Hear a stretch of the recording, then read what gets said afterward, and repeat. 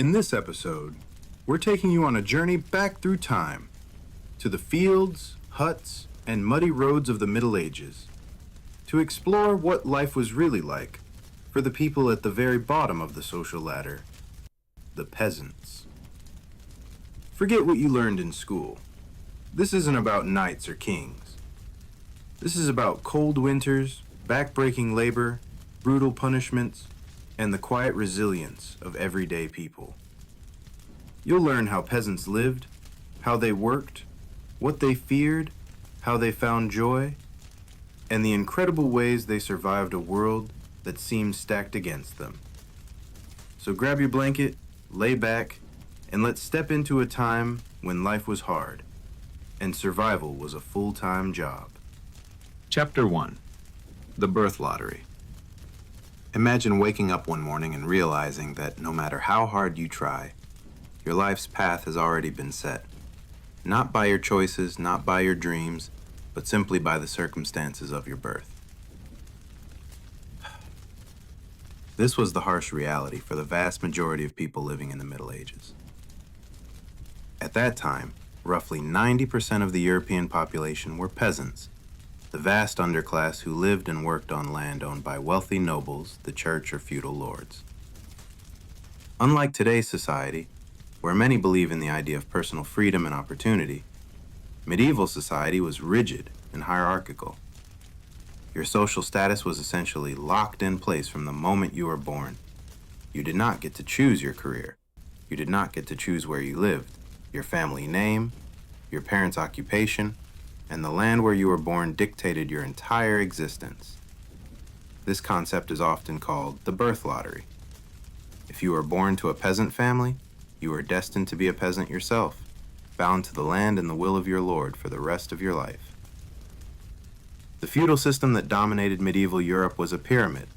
At the top sat kings and nobles who owned vast estates and held power. Below them were knights who served their lords in exchange for land and protection.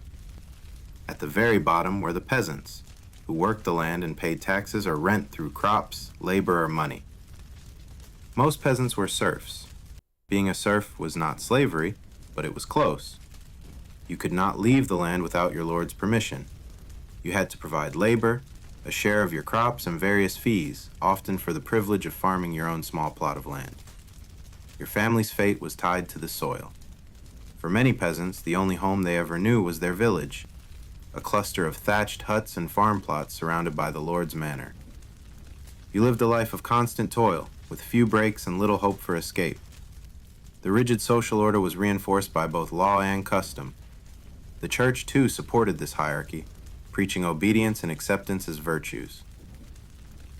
Even though the medieval world might sound dark and hopeless, it was also the reality for millions who survived, loved, laughed, and created small pockets of community despite it all.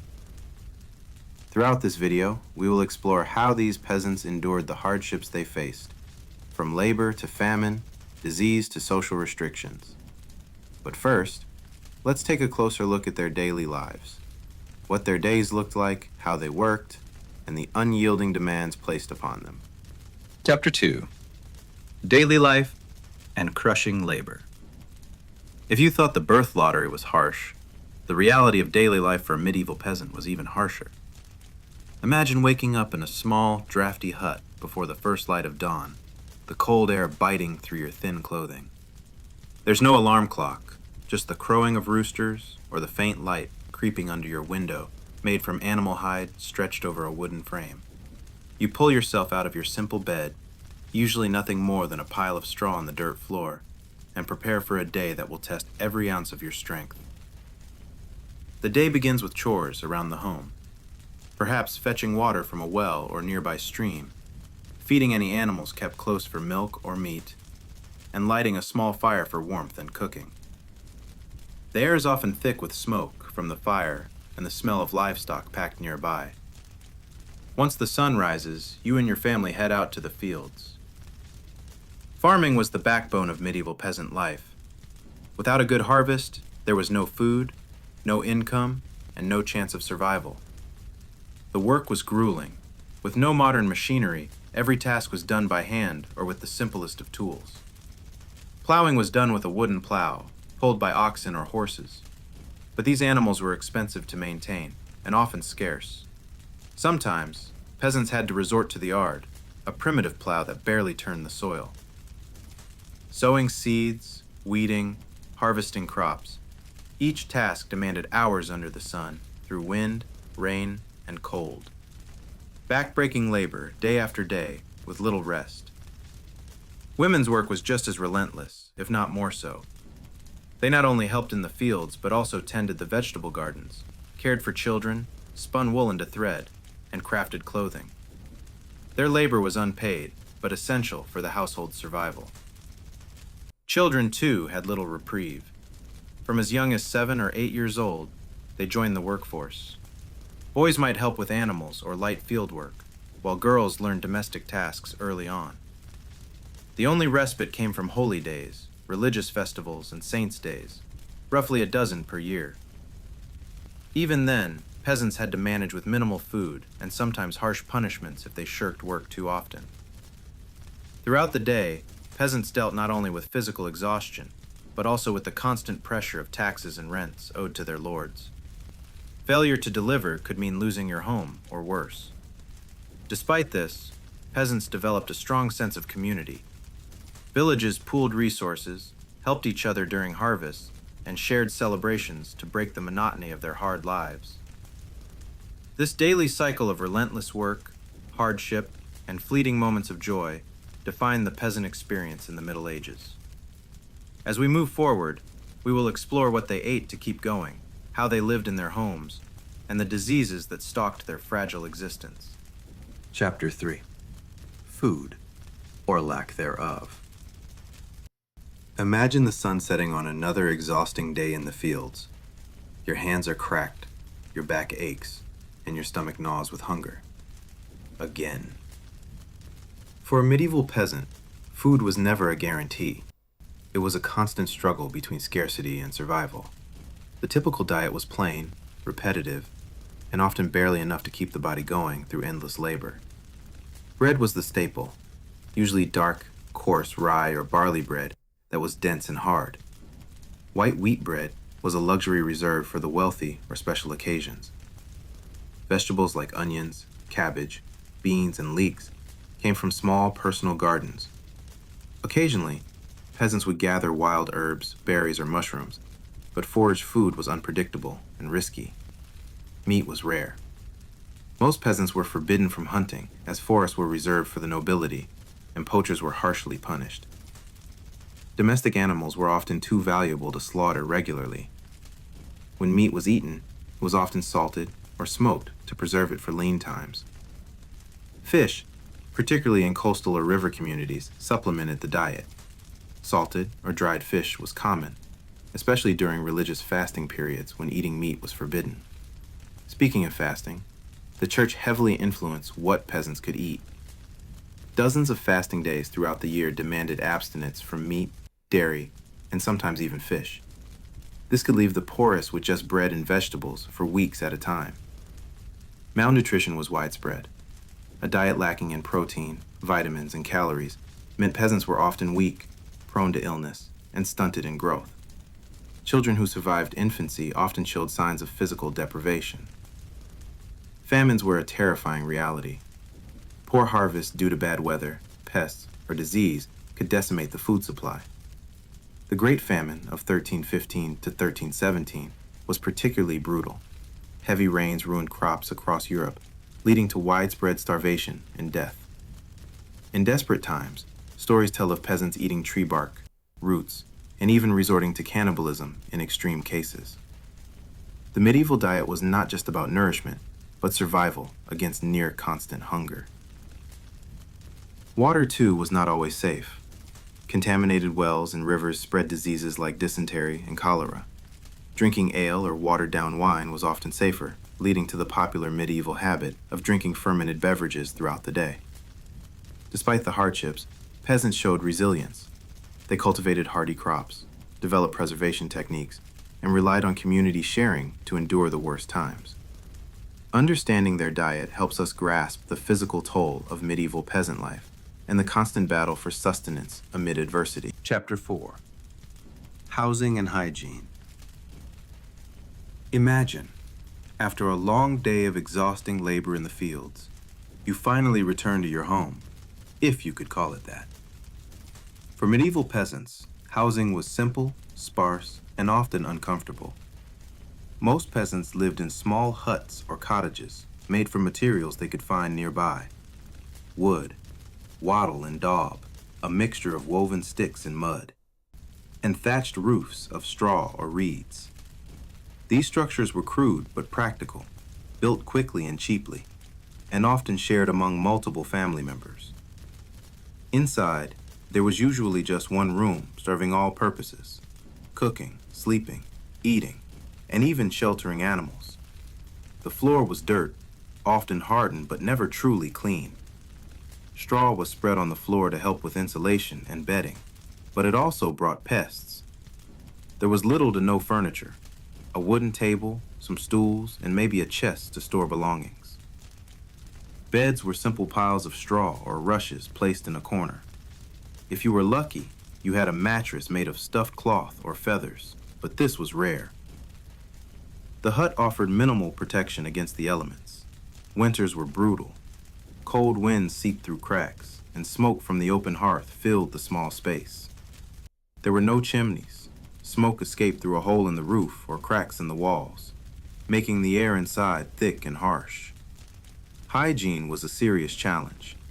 Plumbing and sanitation were virtually non-existent. Waste was dumped into nearby ditches, streams, or the street. Human and animal waste mingled, contaminating water sources and spreading disease. Bathing was infrequent. Water was scarce and precious, often used only for drinking and cooking. When peasants did bathe, it was usually a quick rinse in a cold stream or river, if accessible, or a soak in a tub heated over the fire. Soap was rare and expensive, usually made from animal fats and ashes. Instead of soap, people sometimes used abrasive materials like sand or ash to clean their skin. This hardly removed dirt and grime, but was the best available option. Clothing was another source of discomfort. Most peasants wore simple wool or linen garments, hand-sewn and patched over and over again. Clothes were worn until they were threadbare, then handed down to younger siblings or used as rags. Bugs were a constant nuisance. Fleas, lice, and bed bugs infested bedding and clothing. These pests caused itching, sores, and could carry disease. Despite these hardships, the home was the heart of peasant life, a place where family bonds were strong, stories were shared, and moments of warmth and comfort existed amid struggle. Understanding the humble, often harsh living conditions of medieval peasants helps us appreciate the incredible resilience they had to survive each day. Chapter 5. Disease and Death. In the medieval world, life was fragile and death was never far away. For peasants, the daily struggle was not only against hunger and labor, but also against disease and the ever-present shadow of mortality. Childbirth was one of the most dangerous moments in a peasant's life. For women, it meant risking their own life every time they gave birth. Medical knowledge was primitive, and midwives, often the only source of help, used remedies passed down through generations, combining herbal knowledge with superstition. Infant mortality rates were staggering. Nearly half of all children born did not survive to adulthood. Those who did often faced a lifetime of poor health due to malnutrition and disease. Disease spread quickly in peasant villages. Overcrowded living conditions, poor sanitation, and lack of clean water created the perfect environment for illnesses like dysentery, typhoid, smallpox, and tuberculosis to thrive. Medieval medicine was a mix of limited scientific understanding and religious beliefs. People thought illnesses were punishments from God or caused by miasma, bad air.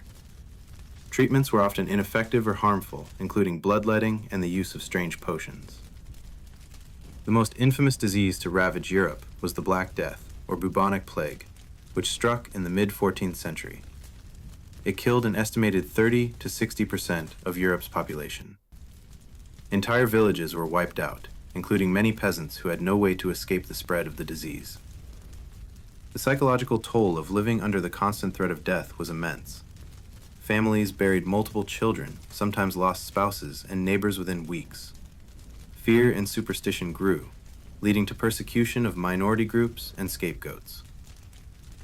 Yet, amidst this, peasants developed survival strategies. They relied on herbal remedies, community care, and a strong faith that provided hope. The church played a dual role, a source of comfort and sometimes a cause of fear. Despite the hardships, peasants rebuilt their communities time and again. Their resilience was remarkable, facing death daily but continuing to work, to love, and to live. This chapter reveals the brutal reality of medieval life, but also the strength of the human spirit in the darkest times. Chapter 6: Religion, Fear, and Hope. In the medieval world, religion wasn't just a part of life. It was everything. It shaped how people saw themselves, their community, and the world around them. For peasants, the church was both a source of comfort and control, hope and fear. Life was harsh, unpredictable, and full of suffering. The church taught that earthly life was a test, a temporary state before the eternal afterlife. If peasants obeyed, worked hard, and accepted their suffering, they might earn salvation in heaven. This belief gave many the strength to endure what seemed unbearable. But it also meant accepting a strict social order ordained by God. The idea of divine right made it difficult for peasants to question their lowly status. They were told their hardship was part of God's plan, a punishment for original sin, or a trial to purify their souls. Church rituals marked the rhythms of life: baptisms, marriages, funerals, and countless holy days. Festivals brought the community together, offering rare moments of celebration, music, and dance. These events broke the monotony of daily toil and strengthened bonds among villagers. Tithes, or taxes paid to the church, took a significant part of a peasant's meager earnings, often a tenth of their produce. Despite their poverty, peasants were expected to contribute, underscoring the church's power in daily life. Fear of damnation and hell was very real. Stories of punishment and the afterlife were common teaching tools, often terrifying in their vividness. This fear was a tool of control, but also a motivator for moral behavior. Yet within this system, peasants found genuine solace. Prayers, pilgrimages, and saints' relics were sources of hope and healing. Miracles were believed to happen, and faith inspired acts of kindness and charity. Religion also shaped how peasants understood health and illness. Many saw disease as a test or punishment from God, while healers and clergy often acted as doctors, offering spiritual and physical remedies. In a world where control was limited, faith gave peasants a sense of meaning and order, a way to cope with suffering and uncertainty. This chapter uncovers the complex role of religion, not just as an institution, but as a vital part of peasant life, weaving fear, hope, and community into the fabric of their existence. Chapter 7: Rebellion and Survival. Though peasants were bound by the strict rules of the feudal system, their spirit was not entirely broken. Life under lords and kings was often harsh and unforgiving, but peasants found ways to resist, rebel, and survive, sometimes quietly, sometimes openly. Rebellion wasn't common because of the risks involved. Lords had the power to punish severely: imprisonment, flogging, or even death. But history tells us that peasants were not always resigned to their fate.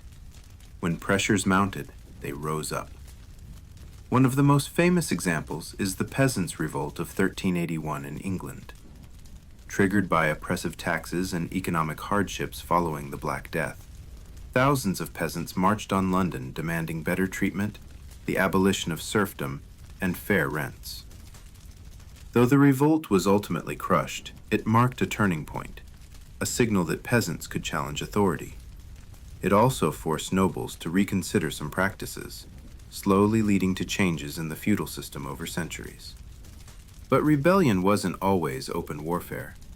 Peasants resisted in everyday ways, working slowly, hiding crops, breaking tools, or fleeing to towns where laws were different. Others became outlaws or bandits, living outside the law to escape poverty and oppression. These figures became part of folklore, romanticized in stories as rebels fighting for justice. Survival also meant relying on traditions and knowledge passed down through generations.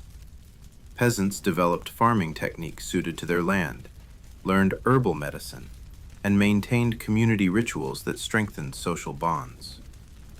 Despite the hardships, peasants built lives rich with culture and resilience. Their stories remind us that even under the weight of oppression, human creativity and endurance find ways to flourish. As we close this journey, remember that behind every grand castle or noble title stood countless peasants, the true backbone of medieval society, whose struggles and strength shaped history.